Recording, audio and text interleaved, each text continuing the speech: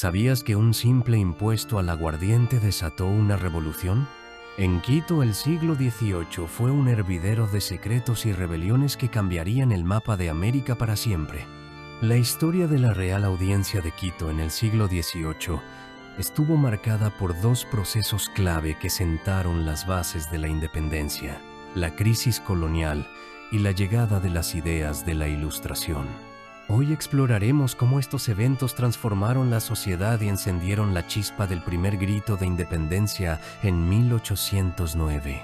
Imagina vivir en una ciudad donde el poder extranjero aprieta cada vez más, donde cada impuesto, cada restricción es una chispa esperando encender la furia.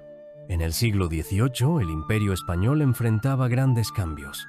Con la llegada de los Borbones al trono, se implementaron las reformas borbónicas para fortalecer el control de la metrópoli sobre sus colonias. En la Real Audiencia de Quito, estas reformas significaron más impuestos, mayor presencia de funcionarios españoles y restricciones económicas. Quito era una región importante por su producción textil, la agricultura y su posición estratégica. Sin embargo, las restricciones al comercio y el aumento de tributos generaron descontento en distintos sectores de la sociedad colonial. Esto llevó a revueltas como la Rebelión de los Estancos en 1765, donde los quiteños protestaron contra los nuevos impuestos al aguardiente. ¿Un grupo de científicos extranjeros cambiando el pensamiento de toda una ciudad?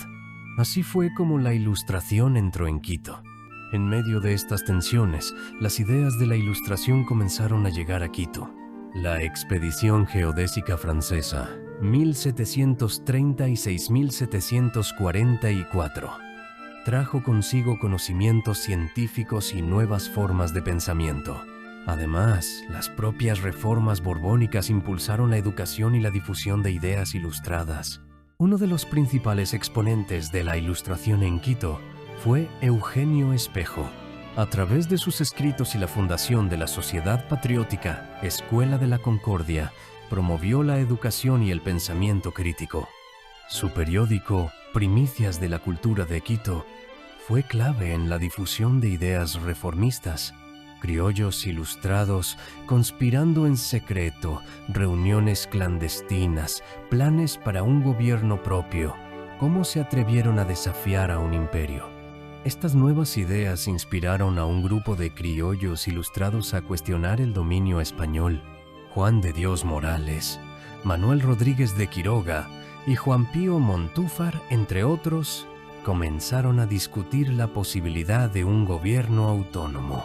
Finalmente, el 10 de agosto de 1809, los criollos quiteños declararon su autonomía formando una junta de gobierno.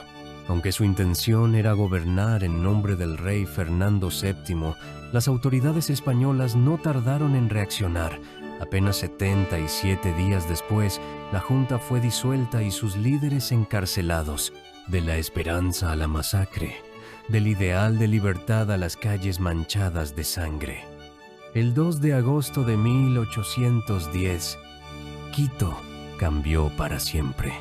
El intento de rescate de los prisioneros el 2 de agosto de 1810 terminó en una brutal masacre. Más de 300 quiteños fueron asesinados, aumentando el sentimiento independentista y radicalizando la lucha contra el dominio español. Estos eventos marcaron el inicio de un proceso que culminaría en la independencia del Ecuador en 1822. La combinación de crisis económica, represión y pensamiento ilustrado llevó a la construcción de una identidad criolla que ya no se veía como súbdita de España, sino como protagonista de su propia historia. La historia nos enseña que las ideas tienen poder. La Ilustración y la crisis colonial despertaron el deseo de libertad en Quito y en toda América Latina. Conocer nuestro pasado es clave para comprender nuestro presente y construir el futuro.